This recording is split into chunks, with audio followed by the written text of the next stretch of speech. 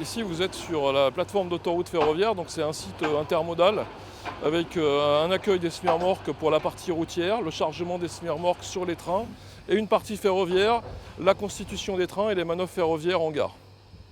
Et les conducteurs, la plupart du temps, récupèrent des semi-remorques qui sont arrivés par des trains en provenance du Luxembourg, de Mâcon ou de Calais. C'est quelque chose qui est vraiment novateur. L'objectif pour l'entreprise, c'est de développer le transport ferroviaire, d'autoroute ferroviaire, puisque nous opérons des trains qui peuvent aller jusqu'à 850 mètres et qui peuvent transporter jusqu'à 50 semi-remorques. L'intérêt de charger des camions sur le train, c'est avant tout un intérêt écologique. Une semi-remorque qui emprunte le train entre le Boulou et le Luxembourg, c'est 1 tonne de CO2 économisée par rapport à la route.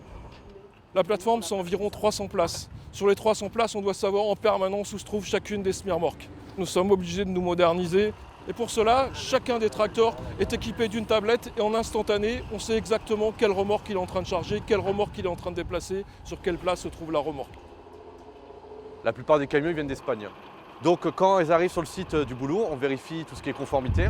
On place les remorques sur la plateforme pour après être amené à être chargé sur les trains.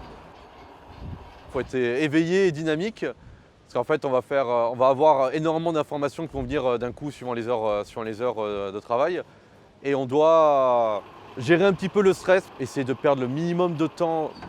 Quand on perd du temps au gabarit, en fait, sur la plateforme, ils vont devoir attendre les remorques pour être chargés. Il faut être curieux, pas forcément savoir parler toutes les langues, mais avoir un petit peu l'envie de les apprendre. Je ne faisais pas du tout d'espagnol et j'ai appris un petit peu sur le tas à apprendre l'espagnol, à discuter avec les chauffeurs.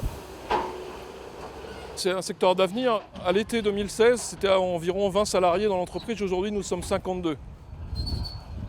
Le personnel, c'est un peu de tous les profils.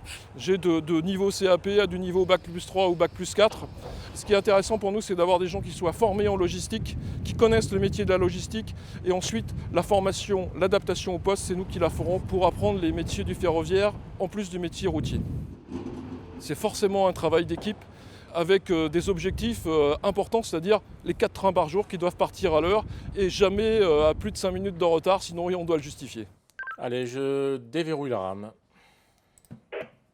Moi, en tant que chef d'équipe, je suis un petit peu le chef d'orchestre de tout ça, en fait. Donc, je suis en liaison avec tous les différents acteurs pour arriver à cet objectif-là, de former le train et un départ à l'heure. Ici, on retrouve un petit peu de tout. On retrouve autant des gens qui accueillent les remorques, qui vont avoir la gestion du parking et de tous les contrôles qu'ils ont à faire dessus. On a également aussi la partie plateforme qui concerne plutôt le déchargement et le chargement des trains. Et on a aussi également la partie ferroviaire, pour tout ce qui est partie manœuvre, entrée, sortie des rames, formation des trains et toutes les opérations de sécurité qui sont liées avec. Ce n'est pas vraiment la branche que j'étais parti au niveau de mes études, mais voilà, le destin a fait que je me suis retrouvé ici et j'en suis content.